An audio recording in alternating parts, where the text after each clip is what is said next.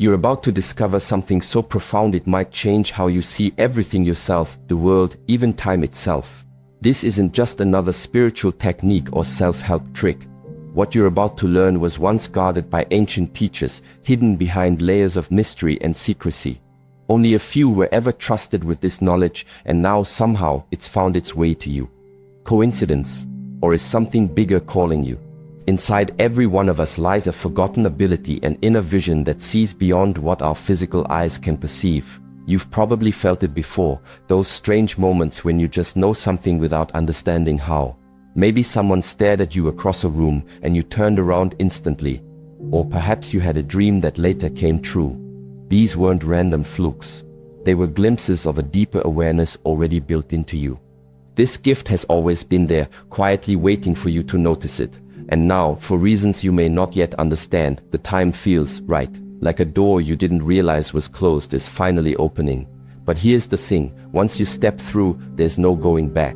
Your perception of reality will shift. Forever. 1. The two worlds that surround you. Did you know there are two realities happening at the same time, one you see and one you don't? You move between them constantly, though you may only be aware of one. Think of it like walking into a room with two doors. One leads to the familiar world of daily life, the other opens into a dimension most people never even suspect exists. Throughout history, certain individuals have learned how to navigate both, not with magic or fantasy, but with a skill as natural as breathing. They weren't born special, they simply remembered how to access what we've all forgotten. This ability isn't supernatural, it's supernatural, a part of you designed to awaken. And guess what? Something inside you is already stirring. You feel it, don't you? That subtle pull towards something more. Like a memory trying to surface or a melody just out of reach. That feeling isn't an accident. It's a signal. A whisper from the part of you that knows there's more to life than what meets the eye. 2. The forgotten gift we all possess. Imagine having a second set of eyes not on your face, but within you. A way of seeing that doesn't require light or lenses, but works through intuition, insight, and awareness. This isn't science fiction. Every night while you sleep, you use this power effortlessly in your dreams. In fact, you experience entire worlds without moving an inch. How do you think that happens? Children often tap into this naturally. Ever notice how babies seem to stare at empty space with knowing smiles? Or how young kids talk about things adults can't see? They're not imagining things, they're simply using the gift they haven't yet unlearned. Science is beginning to catch up. Studies show that our brains process far more information than we consciously register. You've experienced this yourself, like when you suddenly knew someone was watching you, or you thought of a friend just before they called. These aren't coincidences. These are moments when your inner vision flickers awake. And now it's your turn to remember how to keep it open. 3. The 3 pillars of inner awakening. To awaken this ability fully, you need a foundation. The ancient masters discovered that 3 core elements must work together to unlock expanded awareness. Think of them like ingredients in a powerful recipe. Missing any one of them, and the whole thing falls apart. The first pillar is conscious silence, not just quiet surroundings, but the stillness between your thoughts. It's the space where your truest self resides, beyond the noise of everyday thinking. Learning to access this silence while staying fully awake is the key to unlocking higher perception. The second is sacred breathing. Breathing is something we all do automatically, but when done with intention, it becomes a bridge between body, mind, and spirit. Ancient traditions understood that specific breathing patterns could open new levels of awareness. Today, we call it breathwork. Back then, it was seen as sacred. The third is directed focus. In a world full of distractions, maintaining deep attention is rare and powerful. Imagine shining a laser beam instead of a flashlight. Scattered light barely affects anything, but focused energy can cut through metal. When you combine this kind of focus with conscious silence and intentional breathing, something incredible begins to unfold. These 3 pillars form the structure upon which inner vision is built. Practice them consistently and you'll begin to feel the veil thinning. 4. Preparing your personal space. Before diving into the techniques, let's talk about preparation. Many believe they need candles, incense, crystals, or perfect conditions to begin. While these things can help set the mood, the real preparation happens internally in your mind. Your mind is like a garden that's grown wild over time. Thoughts and emotions sprout everywhere, tangled and chaotic. To begin this journey, you don't need to clean the whole garden, you just need to clear a small patch where you can plant your intention. Choose a time each day, even if it's just 10 minutes to commit to your practice.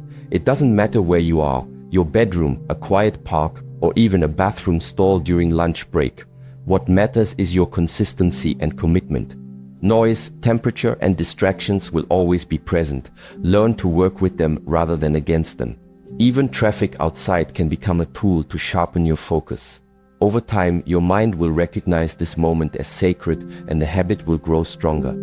5. The SCP breathing ritual, unlocking expanded awareness. Now comes the heart of the practice, the SCP breathing ritual. This isn't just a way to relax, it's a doorway to heightened perception. Why 7 breaths? Because each breath corresponds to a level of depth, guiding you progressively inward. The first breath is like opening a window after years of being sealed shut. As you inhale, imagine drawing in golden light, a symbol of clarity and energy.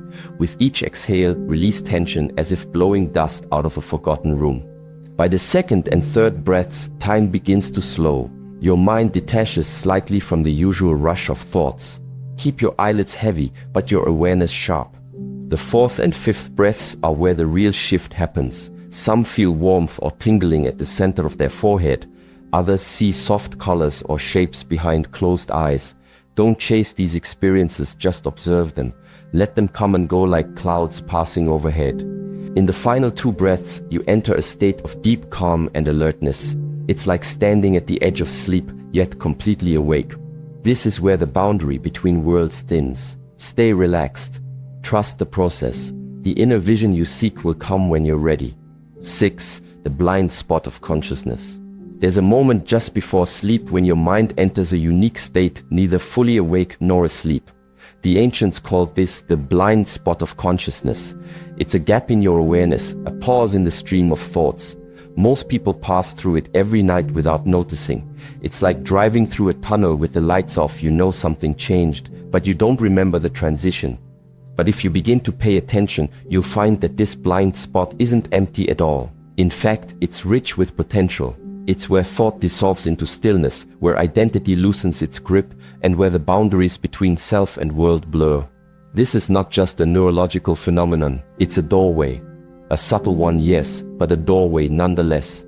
To understand this space, think about how your mind usually operates. During waking hours, you're constantly processing information. You're reacting, planning, remembering, and projecting. Even in moments of apparent rest, there's a background hum of mental activity. But in the blind spot, that hum fades. For a brief window, everything goes quiet, not because you forced silence, but because the machinery of thought has simply paused. This pause doesn't last long. Within seconds, either sleep takes over or you snap back into full wakefulness. But what happens in those few seconds can be profound. Many report sudden insights emerging from these threshold solutions to problems they hadn't been actively thinking about, forgotten memories resurfacing, or even vivid imagery that feels more real than dreams. The key to accessing this space intentionally is not force, but familiarity. Like learning to hear a faint sound in a noisy room, you have to train yourself to notice the subtle shifts in your awareness. Start by paying attention as you fall asleep. Don't fight the drowsiness, allow it. Instead of letting go completely, try to remain present as your body relaxes and your mind begins to drift. You may feel a sensation of floating or falling. That's common. These are signs that your brain is shifting frequencies from beta, the active waking state, down into alpha and then theta waves. These slower rhythms are associated with daydreaming, meditation, and the early stages of sleep. They're also linked to creativity, intuition, and insight. As you begin to recognize these transitions, you'll start to see that the blind spot isn't just a single point, it's a territory. A landscape of inner experience that exists beyond the usual filters of perception. And once you become familiar with it, you can learn to enter it at will, even during the day. Try this experiment. Sit comfortably and close your eyes. Let your breath slow and deepen. Begin to observe the flow of your thoughts, not engaging with them, just watching. Notice when one thought ends and another hasn't yet begun. Those gaps are the edges of the blind spot. At first, there'll be tiny mere flickers. but with practice, they'll widen. You might find that time behaves strangely in these spaces. A second can stretch into eternity, or an entire minute might vanish without a trace. That's because the linear sense of time we normally rely on is tied to the continuous stream of thought. When that stream slows or stops, time loses its structure. And in that formless space, something else emerges. Not thoughts exactly, but impressions, feelings, images, sometimes words spoken in a voice that seems to come from nowhere and everywhere. These are not hallucinations, they're glimpses of a deeper intelligence that's always present, just usually drowned out by the noise of daily life. Some call this the subconscious, others say it's the collective unconscious. Still others believe it's a direct channel to higher wisdom. Whatever name you give it, one thing is clear: when you access it through the blind spot, it feels profoundly personal and deeply universal at the same time. One of the most fascinating aspects of this state is that it's accessible to everyone. You don't need special training or equipment. You don't need to adopt any particular belief system. All you need is curiosity and the willingness to look inward. Of course, that's easier said than done. Our modern world conditions us to focus outward, to chase goals, accumulate experiences, and measure success in external terms. Looking inward can feel uncomfortable, even pointless at first. But the more you do it, the more you realize how much richness lies beneath the surface. In the beginning, your explorations will be short and sporadic. You might catch only a glimpse of the blind spot before being pulled back into thought. But each time you return, you strengthen your ability to stay longer. You build what some traditions call inner muscle, the capacity to remain aware in states where most people lose conscious contact. Eventually, you may find that you can slip into this space even in the middle of a conversation or while walking down the street. It becomes less of a retreat and more of a companion, a quiet presence that stays with you, even as you navigate the chaos of daily life. This doesn't mean you stop thinking altogether. Thoughts still arise, but now you see them for what they are. Passing phenomena like clouds drifting across the sky. You no longer identify so strongly with them. You become the observer rather than the thinker. And that shift changes everything. From this new vantage point, you begin to see patterns you couldn't perceive before. You notice how often your actions are driven by old habits, unexamined beliefs, or conditioned responses. You start to question whether the way you've always seen things is truly accurate or just familiar. The blind spot becomes a mirror, reflecting not only the contents of your mind, but the structures that shape your perception. It reveals the assumptions you carry, the stories you tell yourself, and the filters through which you interpret reality. At times, this can be unsettling. Confronting the blind spots in your awareness means confronting the blind spots in your identity. But it also brings clarity, because once you've seen the mechanism behind your own thinking, you gain the freedom to step outside of it. This is not enlightenment in the grand mystical sense. It's more like a quiet awakening, a recognition that there's more to your experience than meets the eye. And once you've touched that space even briefly, you can never quite go back to seeing the world the same way again. So keep returning to the threshold, keep observing the gaps between thoughts, keep exploring the space where nothing is happening and yet everything is possible. Because in the blind spot of consciousness, you're not losing awareness. You're gaining access to a deeper level of it. And that perhaps is the greatest gift of all.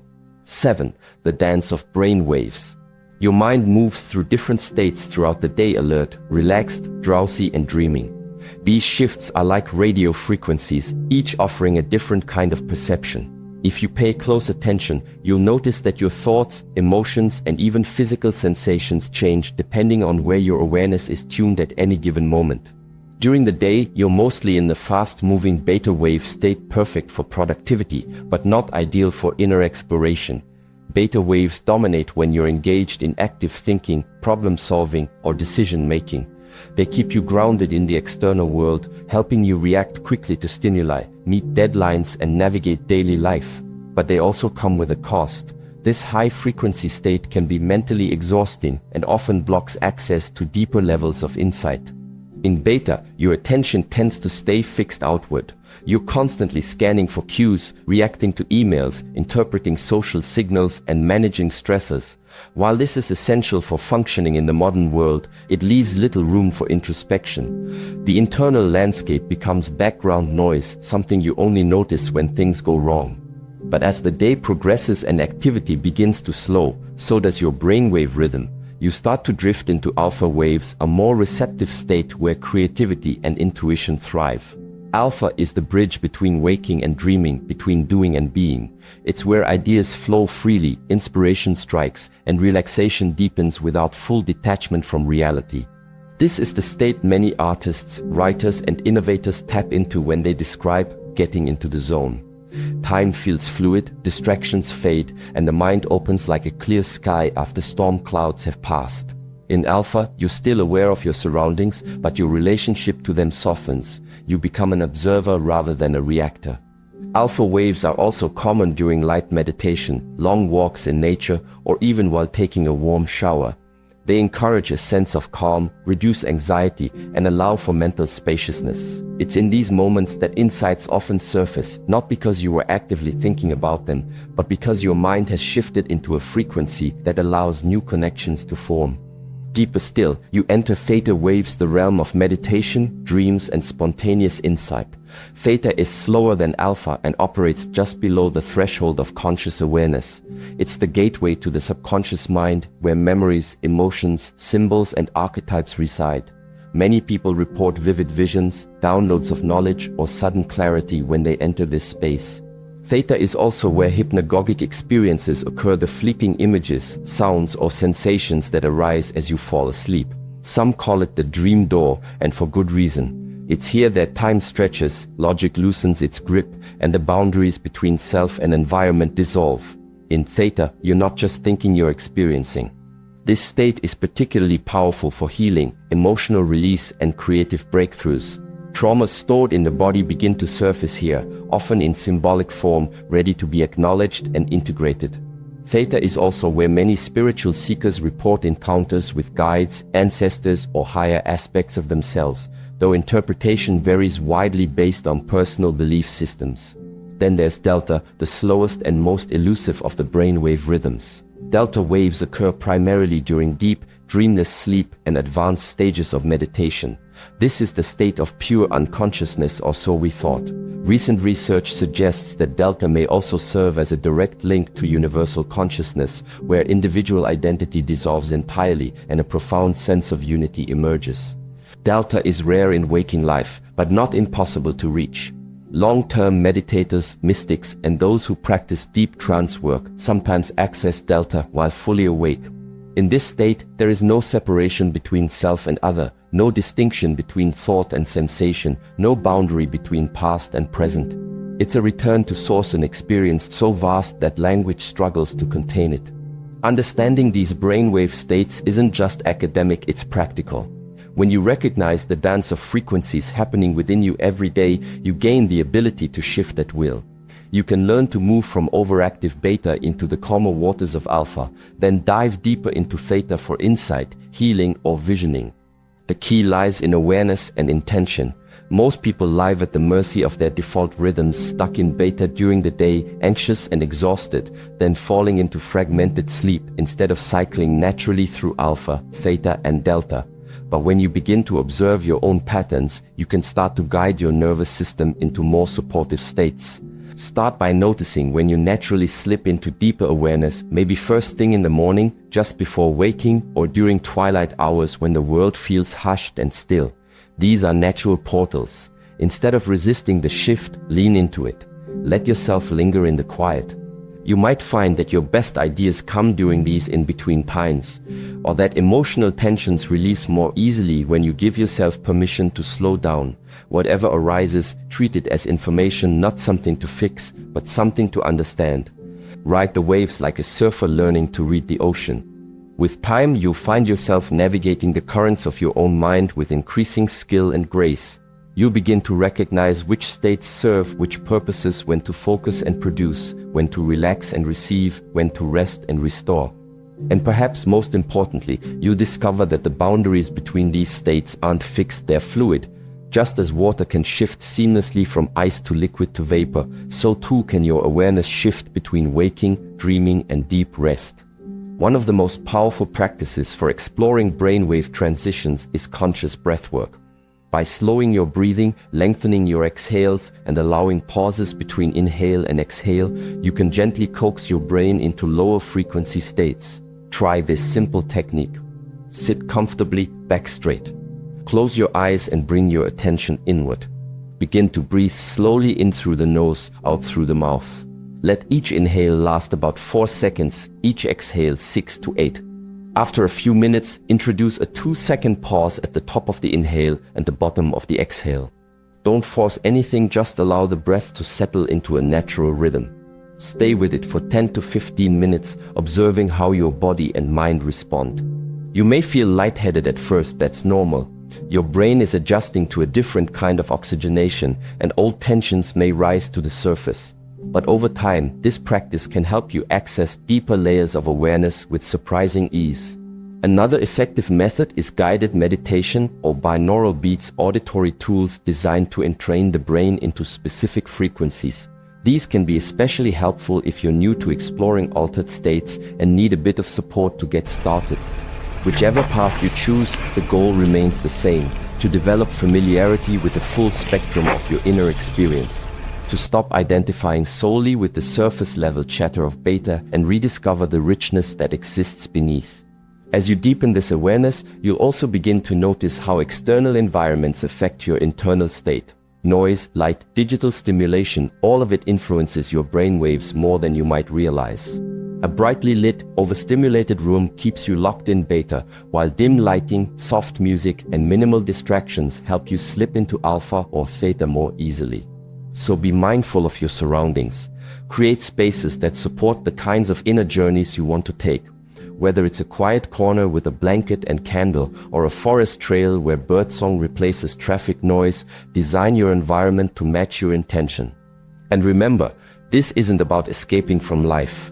It's about expanding your capacity to live more fully.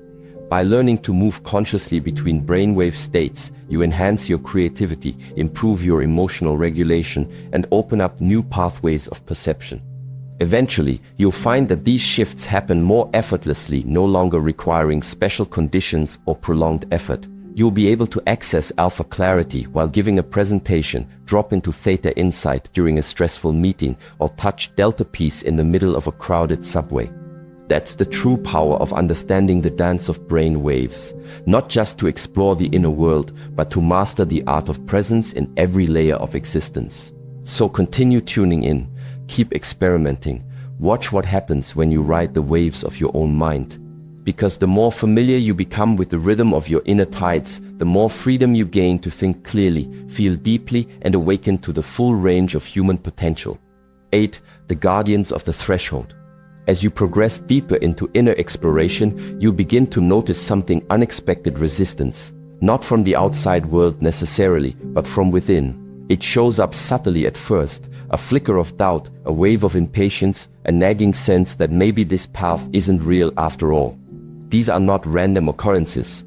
They are part of the process. I call them the guardians of the threshold, internal forces that test your readiness, challenge your commitment, and ultimately strengthen your resolve. Think of them as checkpoints on a long journey. Each one must be faced, understood, and passed through not by force, but by awareness. These guardians aren't trying to stop you. They're here to make sure you're truly ready for what lies ahead. Let's explore them one by one. First guardian, doubt. Doubt is often the first to appear. It creeps in quietly, like a shadow stretching across your thoughts. You might start questioning whether any of this is real, whether meditation actually works, whether your insights are valid, or whether you're even capable of walking this path. This is normal. In fact, it's essential. Doubt is the mind's way of protecting you from delusion. It keeps you grounded, prevents you from falling into blind faith, and ensures you don't mistake fleeting experiences for lasting truth. But when left unchecked, doubt can become paralyzing. It can keep you stuck in analysis, always searching for external validation instead of trusting your own experience. The key is to recognize doubt for what it is, not an enemy, but a teacher. Instead of pushing it away, invite it to sit with you. Ask it questions. What exactly are you doubting? Is it the method or is it yourself? Could there be another way to interpret what you've experienced?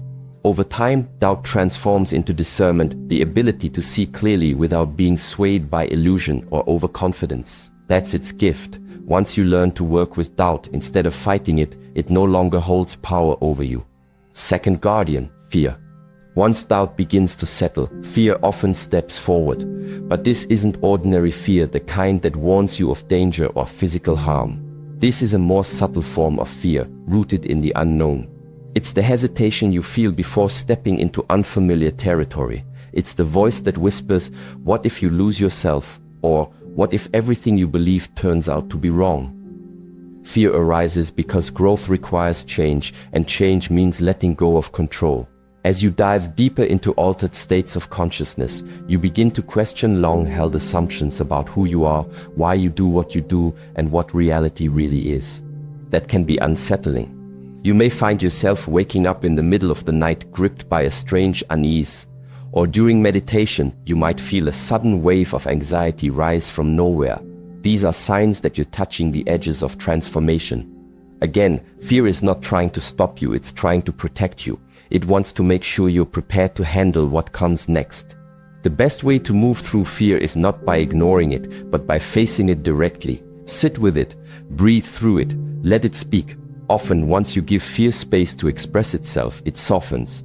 What seemed overwhelming in the dark becomes manageable in the light of awareness.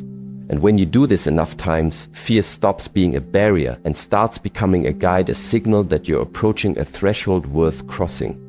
Third guardian, impatience. After fear comes impatience. By now, you've likely had glimpses of what's possible.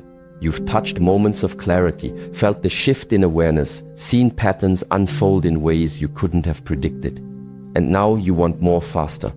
Impatience is a product of our modern conditioning.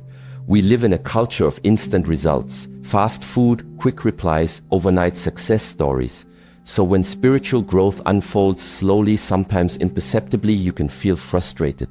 You may catch yourself asking, when will I finally get it? Or why does this still feel so hard? This is where discipline meets surrender. Growth cannot be rushed. Like a seed buried in the earth, it needs time to take root before it can bloom. Impatience is not just about wanting results, it's also about resisting the present moment. It pulls you out of your experience and into a future that doesn't exist yet. To pass through this guardian, you must learn to trust the process, to show up consistently even when nothing seems to be happening, to honor small shifts as much as big breakthroughs. Each day you return to practice, you build momentum even if you don't see it right away. Progress is cumulative. One breath, one thought, one moment of awareness at a time. Eventually, impatience gives way to patience, not passive waiting, but active presence. A willingness to stay engaged without needing immediate proof. And that's when the real magic begins. Fourth guardian, the spiritual ego. Once patience settles in, the final guardian appears, and it's the most insidious of all. This one wears a mask of wisdom, peace, and enlightenment. It speaks in calm tones and offers profound-sounding insights. It is the spiritual ego. Unlike the previous three, which try to block your path through fear or frustration, the spiritual ego tries to lure you off course by making you believe you've already arrived. Suddenly, you feel different from others, special, chosen. You begin to see everyone else as asleep, lost in illusion, while you alone walk the path of awakening. This is dangerous. Spiritual ego is not pride in the usual sense. It's a subtle inflation of identity that uses spiritual language to feed itself. It says things like, I understand things others don't. Only those who meditate deeply can access truth. I've transcended ego. Ironically, the moment you think you've transcended ego is the moment it's strongest. The spiritual ego thrives on comparison, exclusivity, and superiority disguised as humility. It creates divisions between awakened and unawakened, between higher consciousness and lower vibration. Left unchecked, it leads to isolation, arrogance, and a distorted sense of self that undermines true growth. The only way through this guardian is grounding, humility, service. Ask yourself, how does my insight serve others? Can I hold truth without claiming ownership over it? Am I willing to remain a student even as I teach? True wisdom doesn't elevate you above others, it connects you more deeply to them. It recognizes that every person is on their own path at their own pace. When you embrace this, the spiritual ego dissolves not through rejection, but through integration. You no longer need to prove